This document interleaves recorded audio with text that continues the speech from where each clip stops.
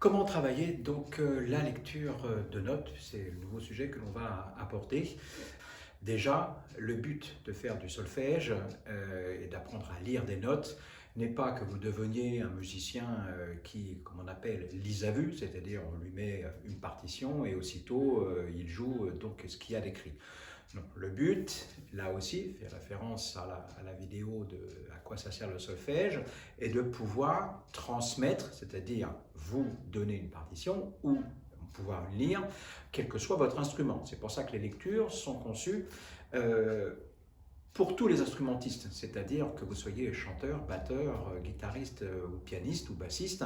Je veux dire, c'est les lectures de notes que vous propose Ma Ligne Bleue ne sont pas faites pour être jouées spécifiquement avec votre instrument. C'est vraiment fait pour apprendre à lire une partition.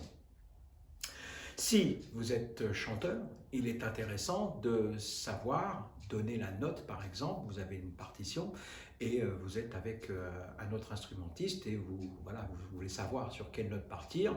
Si la première note de votre chant est un Ré, eh bien, vous allez pouvoir demander à ce qu'on vous fasse un Ré pour que vous puissiez l'entendre. Vous demandez bien sûr de faire un accord, mais voilà, de savoir ce que l'on fait.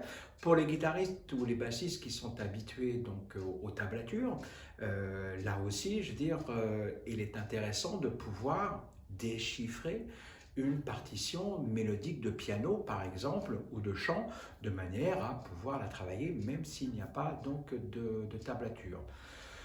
Pour les pianistes, bon là, c'est évident, la lecture fait partie intégrante, je veux dire, de leur système d'apprentissage. Et pour les batteurs, eh ben, c'est aussi intéressant, ça va vous ouvrir donc la voie donc à l'harmonie par la suite. Et il faut savoir un petit peu, justement, ce qu'on appelle déchiffrer donc les partitions pour pouvoir suivre les mouvements.